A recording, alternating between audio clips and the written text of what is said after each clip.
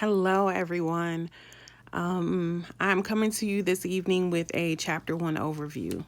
Chapter 1's title is Human Behavior in the Social Work Profession. Before we get started, I first want to say I apologize. I was supposed to have this uploaded to you yesterday, which was Sunday, but I took a good Sunday nap and that was all she wrote. The other thing is that I have a dog and you may hear him in the background.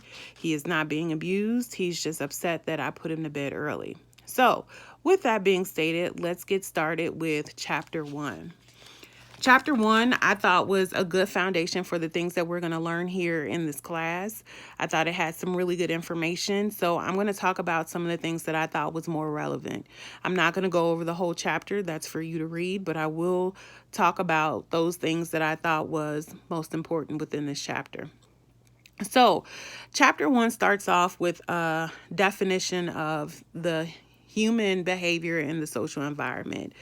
It goes on to state that there is no single definition for human behavior in the social work environment or in the social environment, but it is agreed by social workers that it is important to understand how individuals interact with both the people and their environment while understanding how these interactions impact the people.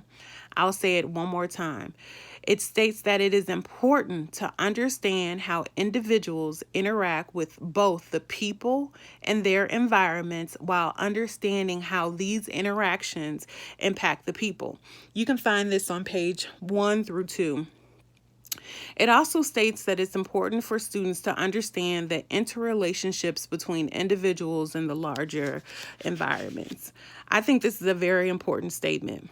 If you don't understand the people who live in the environment in which you are serving, then you are doing a disservice. If you do not understand how the environment impacts the people that you are serving in their environment, again, you are doing a disservice. As a social worker, for me personally, I cannot provide the same intervention that I will provide here in what I call the Flatlands or Clovis Portales, New Mexico, that I would provide in Washington, D.C. versus Northern Virginia versus St. Louis, Missouri. Those are 4 different areas, and these 4 different areas have different situations going on in their environment, which impact the people. These are 4 different areas that have very different people who impact their environment. I'll be a little bit more specific. So, if I needed to place one of my senior citizens, as when I used to work in adult protective services, if I wanted to place one of my senior citizens, it would be easier for me to place them if I was working with the population in Northern Virginia versus the population in inner city Washington, D.C. versus the Clovis Cannon area versus the St. Louis, Missouri area.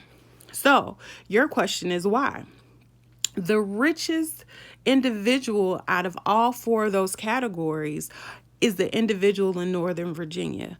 That individual is I would say 9 times out of 10 has means. That individual 9 times out of 10 has some sort of insurance benefit. That person 9 times out of 10 has either siblings or children that have means versus the individuals in inner city DC, which are minorities, which are historically poor, versus the individuals in the Clovis Portales area, which are rural, possibly minorities, don't have the resources or access to the resources, versus the individuals in St. Louis, which are mid-income, which are they have resources there, but the resources are inundated. Those Places also don't have the quality of resources that I would also find in Northern Virginia. So I hope that makes sense. So Northern Virginia, and if you know anything about Northern Virginia, is your Arlington, is your Fairfax County.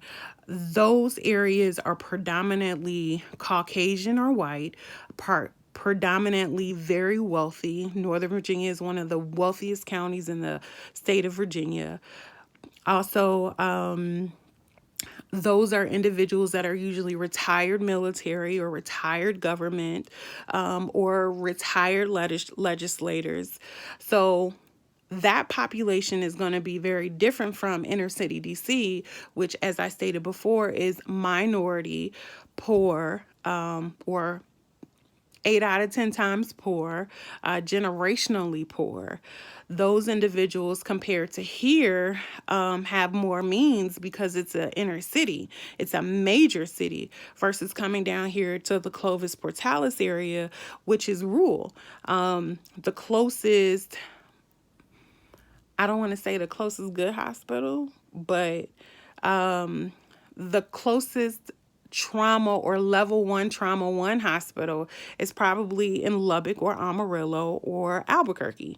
You have to fly out to get to your specialties versus in the city of St. Louis, where services are inundated, meaning that the services that they do have are good, but they're small in number and small in quantity. So understanding all these things and understanding the areas and also understanding the people, I have interventions that are different for each environment. So I hope you understand that. And if that's not clear, please let me know and I'll try to explain it a little better. Chapter 1 also talks about that social workers, we have to have knowledge about a little bit of everything.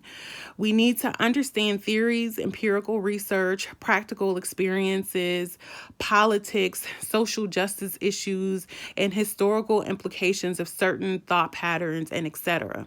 We need to be knowledgeable because our clients will come to the table with complex problems, and this vast knowledge will help us be able to pull it all together and intervene with the best solution/intervention possible. So, again, as social workers, we are a jack of all trades. We know a little bit about everything. We know a little bit about, like I said, we know a little bit about everything. And as a social worker, I would say that regardless of your specialty, you should also know information outside of your specialty. I'll give you an example. So, as a social worker, I've held many jobs. One of the jobs I held was in an emergency room being a psych tech or a psych liaison. So I was a clinical social worker working in a major hospital in Washington, D.C., and I would do triages of psychiatric patients that would come into the door. Either they will walk in or be brought in by EMS or family members. So I remember having this one client, and the individual came into the emergency room, and the EMTs had stated that the individual tried to kill himself, that the individual hung himself from his front porch. And so this individual, I should also mention, was African American. This individual was in his I want to say 40s. He was a male. So when talking to this individual, I was hip to the game, right? He's a black male, so probably suicide is taboo. So when I was talking to him, I asked all of the professional questions. Are you suicidal? He said no. I said, are you homicidal? He said no. I said, so did you try to kill yourself? Did you try to hang yourself and with the result of being dead?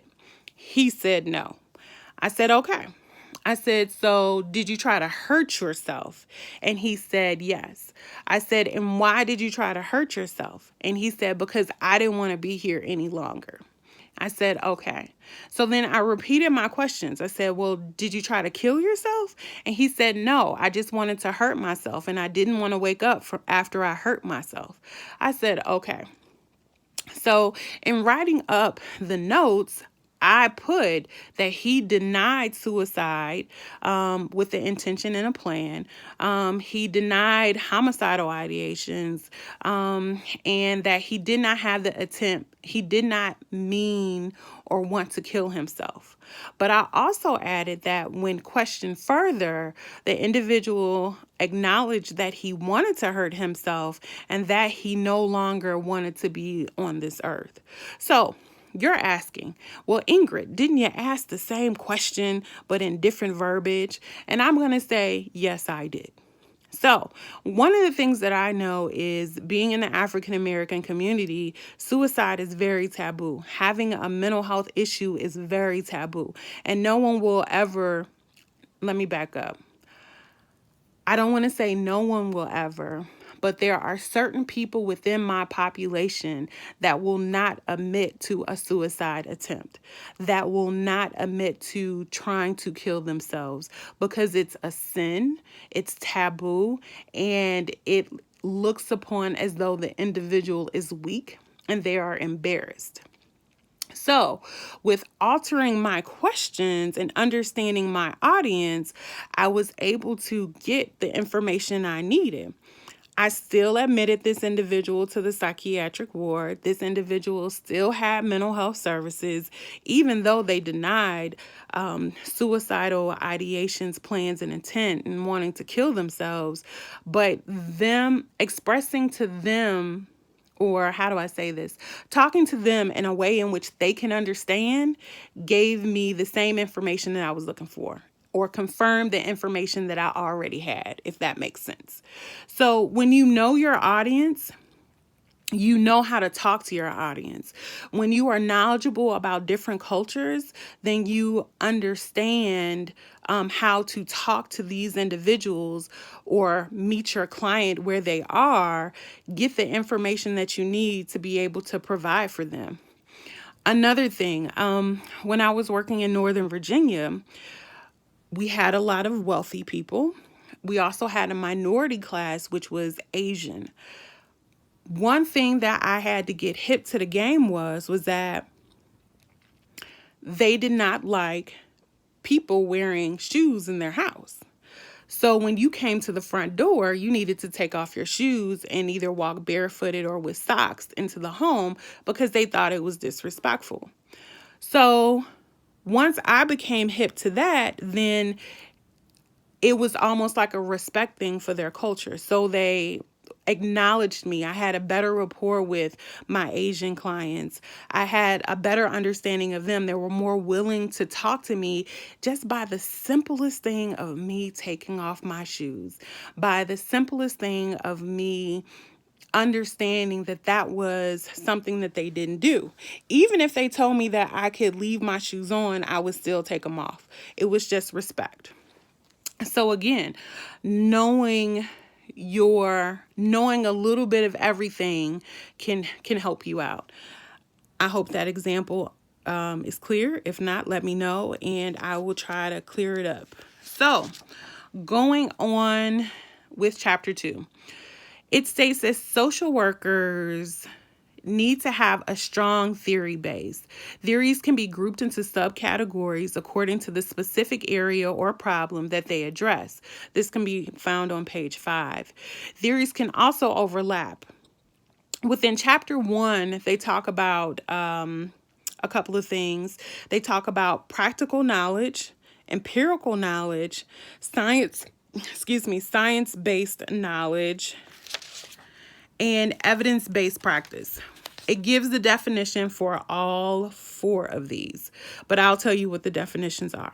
So practical knowledge generated from experience and informal observation. This can also shape our perceptions and reality, page 7.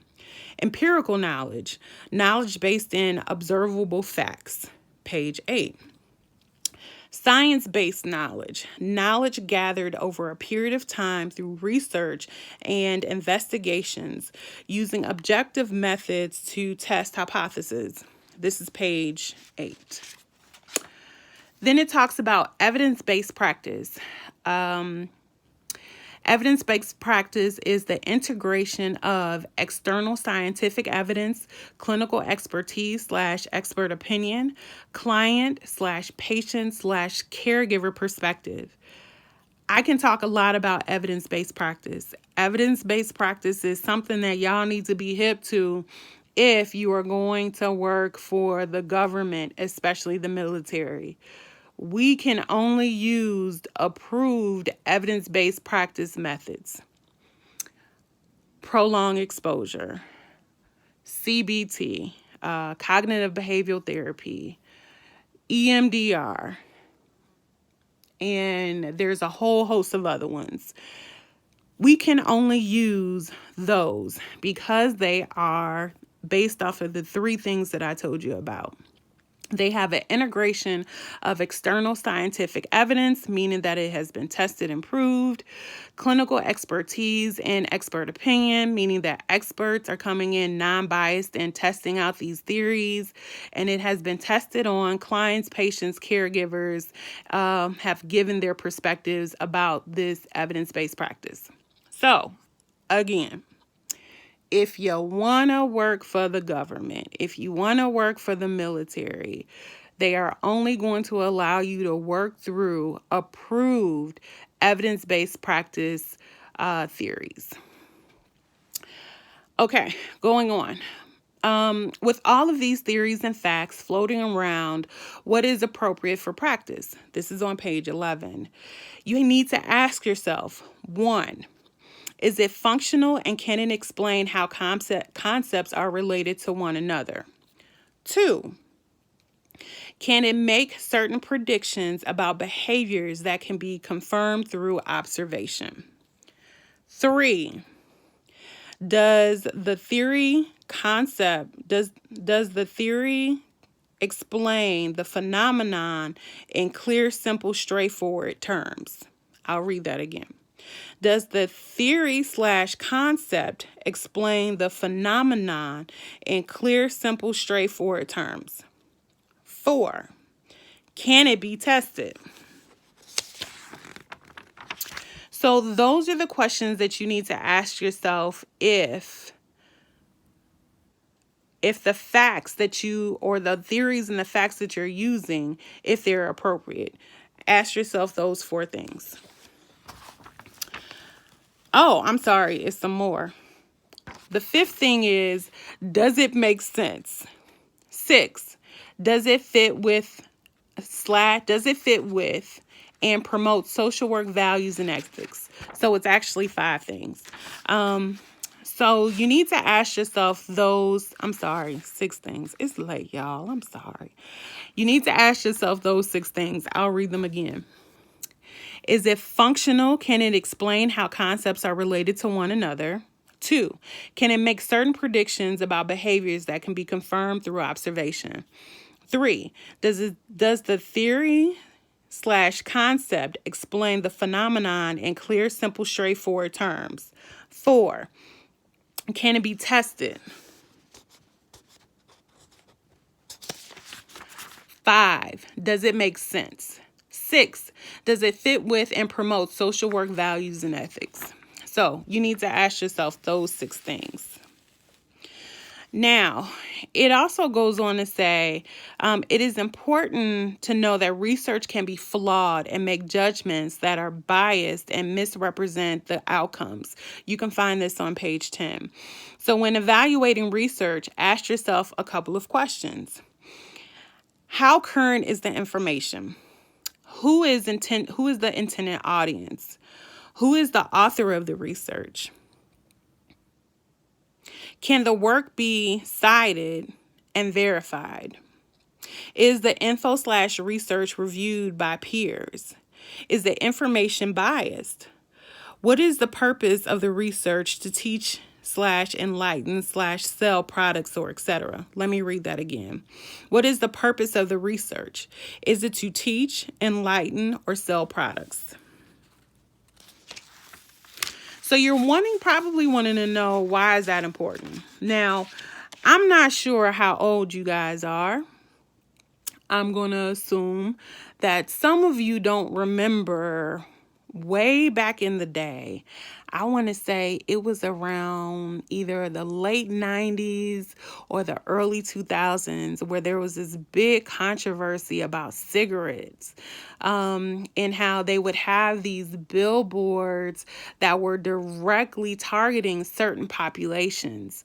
So they would have like young people with cigarettes, smoking, laughing.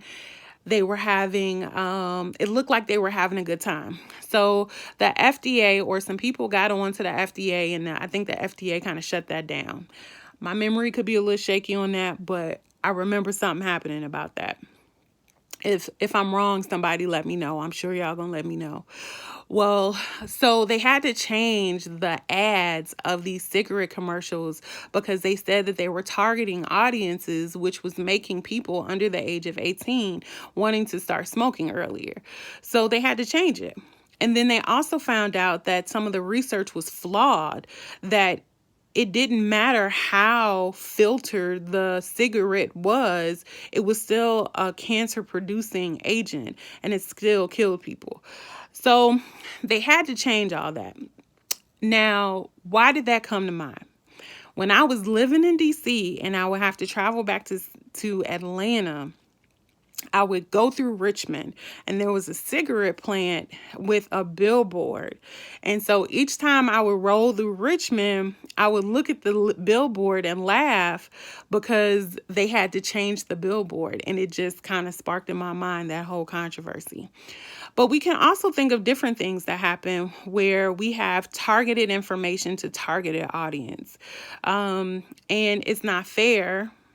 Wait, I think I'm going off on a little tangent here. Well, let me just back up, add a period. I've done this video like 5,000 times and I'm going to keep pushing because we almost done. So scratch that, put a period, and let's move on. So, let's go. Okay. So I was saying that it is important to know who is doing the research to make sure that the research is not biased. Yeah, I think I liked how I ended that. So we're going to press on. As you start to form your social work identity, it will be interesting to see if you will stick to one theory or multiple theories. Regardless of what you decide, be sure that you have a well-grounded knowledge base and know how to evaluate the effectiveness and validity of the theory and how it can impact the people you are trying to help. This is page 16. I'm going to go off on a little tangent with this. So, it is important to have a theory. Have a theory or have several theories. I would say have a good 3 theories. One of the theories that you lean towards. And the reason why I say that is I remember graduating from my MSW program at Howard University. I interviewed for a job. I really, really wanted this job. It was at a substance abuse inpatient clinic.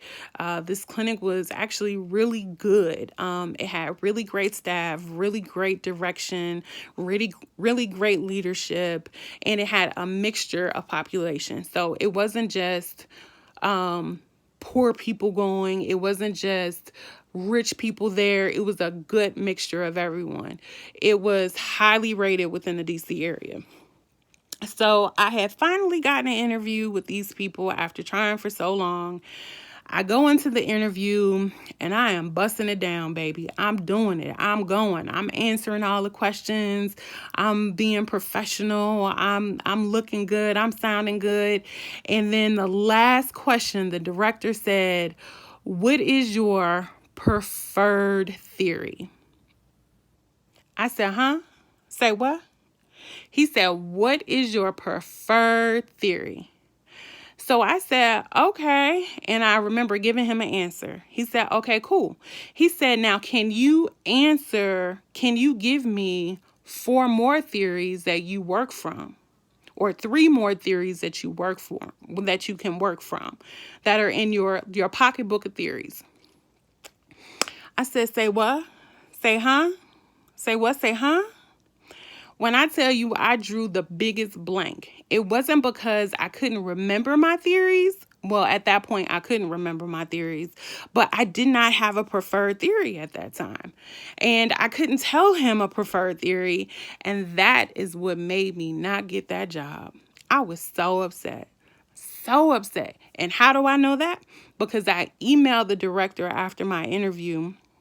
And I explained to him, I was like, thank you. I appreciate you for allowing me the opportunity to interview. Can you give me some tips on what I can do better, what I did great on, etc.? Can you critique me? And he was like, you did excellent on the interview, but you just couldn't answer that one question. And that was a major question. And I felt so dumb. So after that, I got 3 theories. 3. My top theory is CBT, cognitive behavioral therapy. That is my first and favorite theory.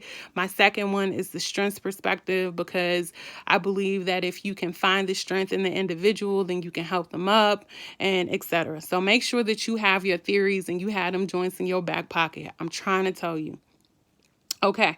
Oh, also another job I had when I was interviewed for the Navy, and the clinician, the doc asked me what was my preferred theory.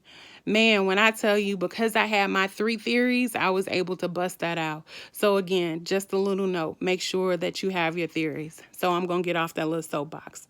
But anyway, going on, pushing on. As social workers, we need to understand our core values. Our core values are what our profession is based on, as well as our code of ethics. These 2 guidelines should be considered when picking an ethical or theoretical foundation. This is page 17. Okay, so that is it. What I am going to do, Lord knows, I don't know why I'm sweating. I'm going to post the evidence-based practice diagram. I'm not going to get to it tonight, possibly, but I will post it tomorrow so you guys can have that. You might see it again. So hint, hint. Hint, hint. If you have any questions, comments, or concerns about this video, most definitely let me know. Hit me up. If you have any questions or concerns about this chapter, something that I have not covered in this chapter, please let me know. Hit me up. And again, I'm not here to see you fail. I'm not here to see you fail. I am here to see you succeed. So ask me any question. No question is a dumb... Well... Okay, I'm supposed to say that no question is a dumb question.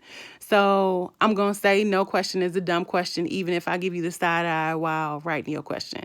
But no, seriously, send me your questions, comments, and concerns. And again, I'm here to help. All right. Thank you, you guys. And I shall see you next week. Bye.